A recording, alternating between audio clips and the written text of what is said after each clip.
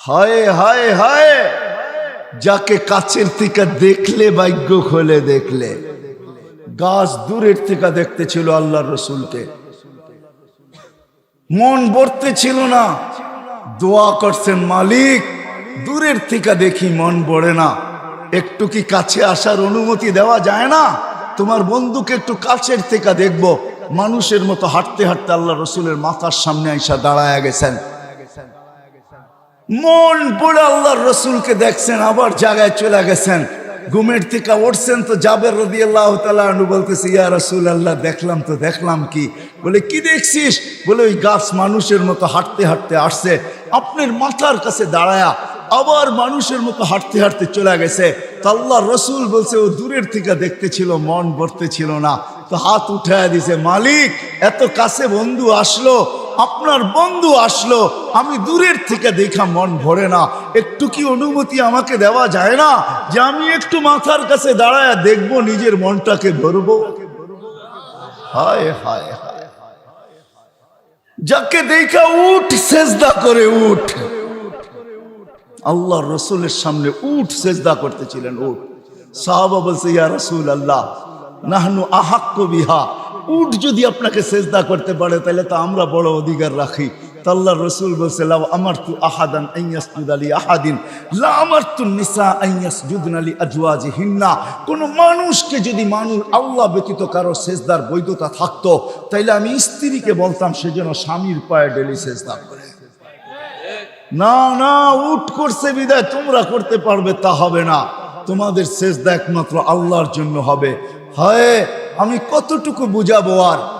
হালিমা সাদিয়া যখন উঠছেন আল্লাহর রসুলকে গাদার উপরে নিয়া, তো যাইতেছিলেন নিজের এলাকার দিকে, গাদা ঘুরা গেছে বাইতুল্লাহর দিকে, ঘুরা এক সেজদা লম্বা, দ্বিতীয় সেজদা আরো লম্বা, তৃতীয় সেজদা আরো লম্বা। গাদাকে জিজ্ঞাসা করছে হালিমা, আরে এত লম্বা লম্বা সেজদা, সবাই চলে যেতেছে, আমি যাব না। আমি সেজদা দিব না তো দিব না কেন? আমি সেজদা ওই আল্লাহকে দিব না তো দিব না কেন যে আল্লাহ দুজাহানের বাদশার জন্য আমার পিঠকে নির্বাচিত করছে। আমি সেজদা দিব না তো দিব কে? ওই মুহাম্মাদুর রাসূলুল্লাহ। ও যুবক, তোমার পায়ে হাত রেখা বুঝাইতেছি, আসো, জীবনটাও ছোট, অস্তিত্বটাও ছোট। আল্লাহ মুকুট দিছেন হাজারো, সম্পর্কগুলাই এক একটা মুকুট, আর উদ্দেশ্য মালিককে পাওয়া, আর পাওয়ার জন্য সহজ পদ্ধতি মুহাম্মাদুর রাসূলুল্লাহ। একটা ক্যারিয়ার ধরেই বসে থাকেন, একটা। আমি প্রমাণ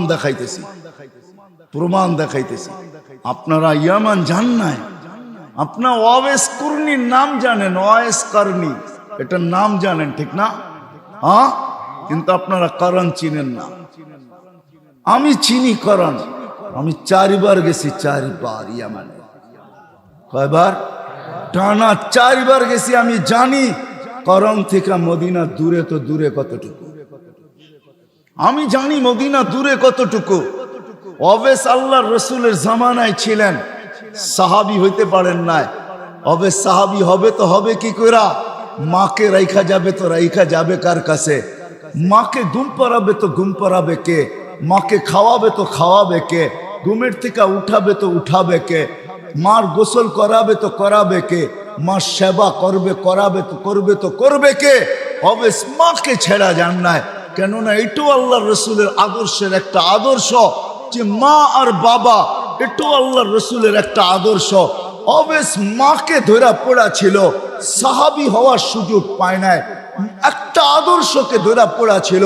বিদায় আল্লাহ অবেশকে চমকাইছে এতটুকু, বলছে বন্ধু অবেশ সাহাবী হইতে পারে নাই, কিন্তু আমি আপনাকে বলতেছি বলা যান, যে অবেশকে পাবে সে যেন আপনার উম্মতের জন্য অবেশের হাত দুটা উঠাইতে বলে। কেননা অবেশ হাত উঠাইতে দেরি, আমরা কবুল করতে দেরি করি না। কেননা অবেশ আপনার একটা আদর্শ নিয়ে পড়া আছে, মা মা মা, মাকে ছেড়া যাব তো যাব কি করে? একদিকে সাহাবিয়ার টানতেছে, একদিকে আল্লাহর রসুলের দিদার টানতেছে, একদিকে সাহাবী হওয়ার কি সৌভাগ্যকে নেওয়া টানতেছে, আরেকদিকে বলতেছে মা নবীর আদর্শ রেখা যাইতো যাই কি করা, সাহাবী হইতে পারেন না। আল্লাহ রসুল বলছে ওমর কেউ পাবে না কিন্তু তুমি পাবে, আলী কেউ পাক আর না পাক তোমরা দুইজনে পাবে। যখনই অবেশকে পাবে তো বলবে আমাদের জন্য যেন হাত উঠায়া দেয়, আমার উম্মতের জন্য যে হাত উঠায়া দেয়, আর তোমাদের জন্য দোয়া করায় নিবে। আর রাখো আমার এই জুব্বা, অবেশকে পাইলে আমার জুব্বা অবেশকে পড়ায়া দিও। এক আদর্শ নিয়েছিলেন। চলেন, এটা এত আশ্চর্যজনক না, আশ্চর্যজনক তো সামনেরটা। অবেশকে যেদিন মার সেবার বদলা দিবে আল্লাহ, জান্নাতের গেটে দাঁড় করায় দিবে। অবেশ যখন জান্নাতে ঢুকতে থাকবে তো আল্লাহ থামায়া দিবে আর বলবে অবেশ আজকে জান্নাতি দুযোগী সবাইকে আমি দেখাইতে চাই, তুমি যে আমার নবীর একটা আদর্শ নিয়ে পড়া ছিলা, সাহাবী হইতে পারো না, তাবেই হইছো, ওই মার সেবার বদলা আজকে জান্নাত জাহান্নাম সবাইকে দেখাবো। কি দেখাবেন? তো আল্লাহ ঘোষণা দেয় অবেশ জাহান্নামে যার উপরে তুমি আঙ্গুল উঠাবে তোমার আঙ্গুলের ইশারায় তাকে আমি জান্নাতে দিব। অবেশ আঙ্গুল উঠাইতে থাকবে, কাতারে কাতার জান্নাতে যাইতে থাকবে। আল্লাহ রসুল আরবের এক কবিলার নাম নিছেন যে এই কবিলার সমপরিমাণ লোক জান্নাতে যাবে। কসম খোদার, আল্লাহ রসুলের একটা কেরিয়ার ধরা পড়া থাকে, একটা আদর্শ ধরা পড়া থাকে, একটা আদর্শ, একটা কেরিয়ার, একটা লাইফ স্টাইল নিয়ে পড়া থাকো যুবক। কসম খোদার, এটা তোমাকে জান্নাতে নিবেই নিবে, নিবেই নিবে, নিবেই নিবে। আমি যুক্তি দিয়া বুঝাইলাম হাদিস, আর আর হবে না কেন? আল্লাহর রসুল এই উম্মতের জন্য হারিসুল লাকাদ জাআকুম রাসূলুম মিন আনফুসিকুম আজিজুন আলাইহি মা আনিতুম হারিসুম বিল মুমিনিনা রাউফুর রহিম। ওই নবী যিনি আরশে যে আমাদেরকে ভোলেন নাই, সারা জীবন কাঁদতে কাঁদতে কাঁদতে কাঁদতে একদিনের জন্য চোখের পানি শুকায় নাই। নাইলে জিবরিল মিকাইল কোনোদিন মিথ্যা বলতো না। জিবরিল মিকাইল দুজন জিজ্ঞাসা করছেন মা জালা আরাকা তাবকি, যখনই দেখি আপনার চোখে পানি কেন টলটল করে? বলছে যেদিন থেকে জান্নাত জাহান্নাম দেখা আসছি ওদিন থেকে চোখের পানি থামে না। যে সারা জীবন চোখের পানি ঝরাইছেন, মৃত্যু লগ্নে যখন চাইতেছেন তখনও চোখের পানি ঝরতে ছিল। জিবরিল আলাইহিস সালাম জিজ্ঞাসা করছেন আনতা ইলা রাফিক আতাবকি আনতা ইলা রাফিকিল আলা আল্লাহু ইয়ান্তাযিরুক, এখনো কাঁদেন? আল্লাহ আপনার অপেক্ষায় অপেক্ষমান। উপর জগতে খুশির বন্যা চলতেছে, এখন বন্ধু বন্ধুর সাথে আইসা মিলবে, এই জন্য সমগ্র জগতে খুশির হুল্লুর চলতেছে। আর আপনার চোখে পানি কেন? আপনি তো এখন আল্লাহর সান্নিধ্যে যাবেন, আপনার জন্য ঊর্ধ্ব জগতে খুশির বন্যা বইতেছে। সমগ্র জগৎকে সাজানো হয়েছে আজকে বন্ধু বন্ধুর সাথে চিরদিনের জন্য সাক্ষাৎ করবে।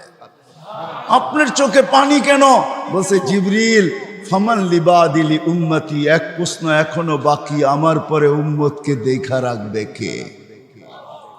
নারায়ণগঞ্জের মানুষ এখানেই শেষ না, কবর থেকেও কানতে কানতে উঠবে। ওয়াহুয়া ইয়াকুম ওয়ায়াবকি ওয়ায়াকুল জিবরিল আইনা উম্মতি, উঠবে আর কাঁদবে আর বলবে আমার উম্মত কোথায়, আমার উম্মত কেন রিসিপশনে আসে নাই?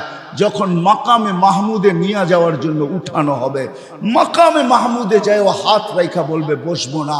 আল্লাহ বলবেন কেন বসবেন না?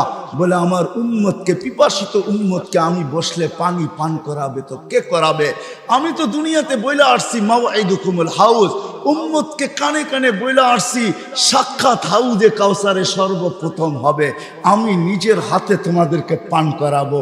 ঠোঁট উম্মতের হবে, হাত আমার হবে, আমি লাগায়া পান করাবো আর বলবো লা তাজমান বাদাহা আবাদা, আর কোনোদিন পিপাসা তোর কাছে আসবে না। এই পানি কে পান করাবে? তারপরে পুলসেরাতে মিজানে দৌড়াবো, পাল্লা যদি সামনে না ঝোঁকে তো এখানে দাঁড়াই হাত উঠাবো আর চিৎকার দিয়া বলবো আমা কুলতালি, আপনি কি আমাকে বলেন নাই সাউফা ইউতিকা রাব্বুকা ফাতারদা, আপনাকে রাজি কইরা ছাড়বো। আমার উম্মতের পাল্লা সামনে ঝোঁকে না, আমি রাজি হব তো হব কি কইরা? এরকম ভাবে সুপারিশ করা পাল্লা সামনে ঝুঁকাবো, আবার ছুটবো পুলসেরাতে। কেউ ওইখানে ফাইসা গেল কিনা? যদি ফাইসা যায় থাকে তো দুরুদের গাঠি নিজের মাথায় কইরা নিব, উম্মতের মাথায় রাখবো, যেগুলো আমরা দুনিয়াতে আজকে পড়তেছি, আর দুরুদের গাঠটি দিয়া বলবো ফাবুরু সালিমিন, যাও তুমি শান্তির সাথে পার হয়ে যাও। আমি বসবো না। যেই নবী কিয়ামতের মাঠে পর্যন্ত উম্মতি গুলা চিৎকার দিবে। আসেন, এই ছোট্ট জীবনটা, ছোট্ট অস্তিত্বটা, এই ছোট্ট হায়াতটা, ছোট্ট অস্তিত্বটা, এর সাথে সংযুক্ত যত কিছু ওই মালিককে রাজি করার জন্য, আর মালিক মুহাম্মদুর রাসূলুল্লাহর মাধ্যমে রাজি হবে। এই জন্য পাক্কা ওয়াদা করি আজকে যে না, ওয়াদ যদি আমার বুঝে আইসা থাকে, দিলে লাগা থাকে, আমি যুবকদেরকে বলবো নবীর আদর্শে আদর্শবান হব, নবীর আদর্শ শিখব, নবীর কেরিয়ার শিখব, নবীর লাইফ স্টাইলকে নিজের লাইফ স্টাইল বানাবো। ওয়াদা পাক্কা, বিলকুল। আল্লাহ কবুল করো।